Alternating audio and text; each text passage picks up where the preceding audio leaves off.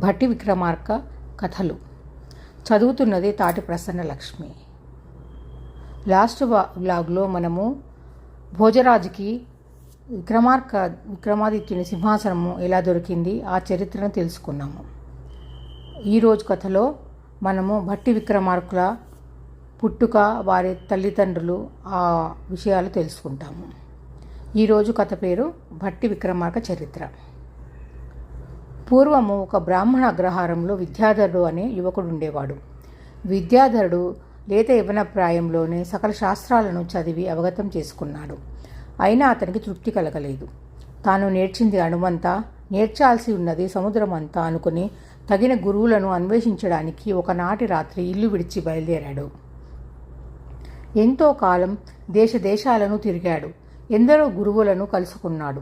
వారంతా విద్యాధరుని పరీక్షించి సకల శాస్త్రాలలో పట్టు సాధించిన అతడు తమకంటే ఉద్దండుడని, అటువంటి వానికి విద్య నేర్పే శక్తి తమకు లేదని చెప్పారు. విద్యాధరుడు మాత్రం సంతృప్తి చెందలేదు. ఎంతో నిరాశ చెందాడు. పట్టు వదలక తన విద్యాదాహాన్ని తీర్చుకొనడానికి నిర్ణయించుకొని తగిన గురువులను వెతుక్కుంటూ కొత్త ప్రాంతాలను తిరుగుతూనే ఉన్నాడు. ఒకనాటి మధ్యాహ్నం వేళ విద్యాధరుడు అడవి మార్గంలో ప్రయాణిస్తూ అలసిపోయి విశ్రాంతి తీసుకొనడానికి ఒక పెద్ద మర్రి చెట్టు కింద విశ్రమించాడు. ఆ మర్రి చెట్టుపై ఒక బ్రహ్మ రాక్షసుడు నివసిస్తున్నాడు. ఆ సమయంలో అతడు ఆ చెట్టు వదిలి అవతలికి వెళ్ళి ఉన్నాడు. తిరిగి వచ్చిన బ్రహ్మ రాక్షసుడు చెట్టు కింద విశ్రాంతి తీసుకుంటున్న విద్యాధరుని చూసి అతని ముఖంలో ఉట్టిపడుతున్న తేజస్సుకు ముగ్ధుడై, ఆహా, ఇతడెవరో ఉత్తమ పురుషునిలా ఉన్నాడు. అలసట వల్ల ఇక్కడ విశ్రమించి ఉన్నాడు. ఇతడు నిద్ర లేచే వరకు వేచి ఉండి ఇతడి వివరాలు తెలుసుకోవాలి అనుకుని కొద్ది దూరంలో కూర్చుని ఉన్నాడు. కొంతసేపటికి విద్యాధరుడు నిద్రలేచి ఆ బ్రహ్మరాక్షసుని చూసి కొంత కలవరపడ్డాడు. కలవరంతో పాటు భయం కూడా కలిగింది. అమ్మో, ఈ రాక్షసుడు నా కోసమే కాచుకున్నట్లున్నాడు. ఇప్పుడు నన్ను విరుచుకుని తింటాడు కాబోలు. అయినా నా విద్యాదాహం తీరకుండానే మరణిస్తే అంతకంటే దౌర్భాగ్యం ఏముండదు కదా అనుకుంటూ కళ్ళ వెంట 2 చుక్కల కన్నీరు కార్చాడు. విద్యాధరుడి కలవరం గమనించిన బ్రహ్మరాక్షసుడు, భయపడకు, నీవెవరు, ఎక్కడికి పోతున్నావు అంటూ అతనిని ప్రశ్నించాడు. విద్యాధరుడు తన కథనంతా బ్రహ్మరాక్షసుడికి చెప్పాడు. బ్రహ్మరాక్షసుడు ఆనందపడిపోతూ, ఆహా, ఎన్నాళ్లకు నా నిరీక్షణ ఫలించింది అన్నాడు. విద్యాధరుడు ఆశ్చర్యచకితుడై, రాక్షసోత్తమ, నీవెవరు అని అడిగాడు. నేను గంధర్వ పురుషుణ్ణి. బ్రహ్మర్షి త్రిలోక సంచారి అయిన నారద మహర్షి శాపానికి గురై భూలోకంలో బ్రహ్మరాక్షసుడై పడి ఉన్నాను. నేను నేర్చిన విద్యలన్నీ విద్యాదాహం కలిగిన వారికి సంపూర్ణంగా నేర్పిస్తే నాకు శాప విమోచన కలుగుతుంది అని ఆ మహర్షి సెలవిచ్చారు. కనుక నేను నేటి నుండి నిన్ను శిష్యుడిగా స్వీకరిస్తున్నాను. శిష్య, 6 నెలల పాటు అహోరాత్రాలు నీవు సాధన చేయవలసి ఉంటుంది. కనుక నీకు ఆకలి దప్పులు లేకుండా ఉండడానికి ముందుగా నేను ఒక మంత్రం ఉపదేశిస్తాను, పఠించు. ఆ మంత్ర ప్రభావం చేత నీవు విద్యలో నేర్చుకున్న కాలమంతా నీకు ఆకలి దప్పులు ఉండవు అని చెప్పి తిరిగి మళ్ళీ రాక్షసుడు విద్యాధరునితో ఈ విధంగా చెప్పాడు. నేను చెట్టుపై నుంచి రావి ఆకులపై శ్లోకాలను లిఖించి కిందికి పడవేస్తాను. నీవు వాటిని చదువుకుని అర్థం చేసుకో అంటూ బ్రహ్మరాక్షసుడు విద్యాధరునికి చెప్పాడు. ఎంతో సంతోషించిన విద్యాధరుడు బ్రహ్మరాక్షసుడి పాదాలకు నమస్కరించి విద్యాసాధనకు ఉపక్రమించాడు. 6 నెలల కాలంలో ఆ రాక్షసుడు తనకు తెలిసిన విద్యనంతా విద్యాధరునికి నేర్పించాడు. నారద మహర్షి చెప్పినట్లు బ్రహ్మరాక్షసునికి శాపవిమోచనం కలిగి గంధర్వ రూపంతో తిరిగి వెళ్ళిపోయాడు. విద్యాధరుని ఆశీర్వదించి తిరిగి వెళ్ళిపోయాడు. విద్యాధరుడు విద్యార్జన పట్ల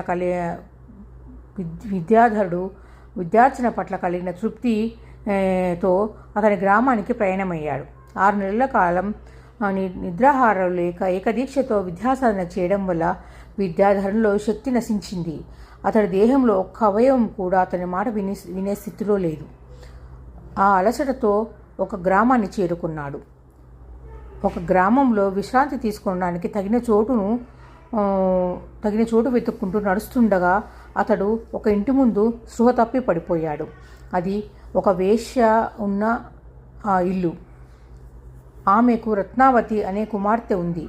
రత్నావతి చక్కని అందం కలదే కాదు, సకల సుగుణరాశి. తన గుమ్మం ముందు పడి ఉన్న విద్యాధరుని చూసి ఎంతో జాలిపడి అతని ఇంటిలోనికి తీసుకుని పోయి సేవలు చేసింది. కొంతకాలానికి విద్యాధరుడు ఆరోగ్యవంతుడయ్యాడు. రత్నావతికి కృతజ్ఞతలు తెలుపుకొని అతడు గ్రామానికి ప్రయాణం కావడానికి సిద్ధపడగా రత్నావతి అతన్ని అడ్డగించింది. అయ్యో, తొలి చూపులోనే నిన్ను వలచాను. అందుకని ఒక కన్యను పరపురుషునికి చేయరాని సేవలన్నీ చేశాను. ఇప్పుడు నీవు దారిన నీవు వెళ్ళిపోతానడం ఏం న్యాయం? నా గతి ఏం కాను అంటూ నిలదీసింది. విద్యాధరుడు అవాక్కయి అంతలోని తేరుకొని, అమ్మా, నీవు చేసిన ఉపకారం ఈ జన్మలో మరవరానిది, జన్మజన్మలకు మరవరానిది. కానీ నేను బ్రాహ్మణ పుత్రుణ్ణి, నిన్ను పెళ్లి చేసుకుని కులభ్రష్టుణ్ణి కాలేను అంటూ తన దారిని తనను పొనివ్వమని ప్రాధేయపడ్డాడు. రత్నావతి అంగీకరించలేదు. ఇద్దరి మధ్య ఇంట్లో మొదలైన వాదం రచ్చకెక్కి చివరకు న్యాయం కోసం రాజ్యసభకు పోయింది. రాజుకు రత్నావతి అన్ని విషయాలు చెప్పి, ప్రభు, మనస వాచ కర్మణ అతడే నా భర్త అని నిర్ణయించుకొని చేయవలసిన సేవలన్నీ చేశాను. ఈ జన్మకి విద్యాధరుని తప్ప మరొకరిని నా భర్తగా అంగీకరించను. జరిగితే అతనితో నా పెళ్లి జరగాలి, లేదా నేను ఆత్మార్పణం చేసుకుని మరణిస్తాను అని చెప్పింది. విద్యాధరుడు బ్రాహ్మణ యువకుడు. అతడు రత్నావతిని పెండ్లాడుటకు ధర్మశాస్త్రం ఒప్పుకోదు. రత్నావతి చూస్తే విద్యాధరునితో పెళ్లి జరగకపోతే మరణిస్తానంటోంది. ఇప్పుడు ఏం చెయ్యాలి అంటూ మంత్రులను సలహా అడిగాడు రాజు. మంత్రులు ఒకరోజు గడువు కోరి ధర్మశాస్త్రాలను తిరిగేసి ఒక పరిష్కారం కనుగొని రాజు వద్దకు వచ్చి, రాజా, విద్యాధరుడు కులభ్రష్టుడు కాకుండా రత్నావతిని పెండ్లాడటానికి ఒక చక్కని పరిష్కారం ఉంది అన్నారు. అతడు ముందు బ్రాహ్మణ కన్యను, తర్వాత ఒక వైశ్య కన్యను, తర్వాత క్షత్రియ కన్యను వివాహమాడి చివరిగా రత్నావతిని పెండ్లాడితే ధర్మశాస్త్రం అంగీకరిస్తుందని చెప్పారు. రాజు విద్యాధరుని ఒప్పించి ముందుగా తన ఆస్థాన పురోహితుడి పుత్రికను, తర్వాత వైశ్య ప్రముఖుని పుత్రికతోనూ, తర్వాత రాజకుమార్తెతోనూ వివాహం జరిపించి ఆఖరికి విద్యాధరుడికి రత్నావతిని ఇచ్చి పెళ్లి జరిపి విద్యాధరుణ్ణి రాజు చేసి తాను తపస్సు చేసుకోవడానికి అడవులకు వెళ్ళిపోయాడు. కొంతకాలానికి విద్యాధరుడి 4 భార్యలు 4 పుత్రులను కన్నారు. విద్యాధరుడు స్వయంగా వారికి సకల శాస్త్రాలను నేర్పించి విద్యాపారంగతులుగా తీర్చిదిద్దాడు. బ్రాహ్మణ కన్యకు పుట్టిన యువకుడు తండ్రి వలనే విద్యాదాహంతో యవ్వనంలోనే ఇల్లు విడిచి వెళ్ళిపోయాడు. రత్నావతికి పుట్టిన పుత్రుడు తాను నేర్చిన విద్యను ఏ ఆశ్రమంలో విద్యాధరికి పుట్టిన పుత్రుడు తాను నేర్చిన విద్యను ఆశ్రమం ఏర్పరిచి 4కి నేర్పుతానని ఇల్లు వదిలి వెళ్ళిపోయాడు. క్షత్రియ కన్యకు పుట్టిన విక్రమసేనుని మహారాజుగా పట్టాభిషేకం జరిపించి, వైశ్య కన్యకు పుట్టిన భట్టిని అతనికి మంత్రిగా నియమించి, విద్యాధరుడు ఆ 4 భార్యలతో కలిసి తపస్సు చేసుకోవడానికి అడవులకు వెళ్ళిపోయాడు.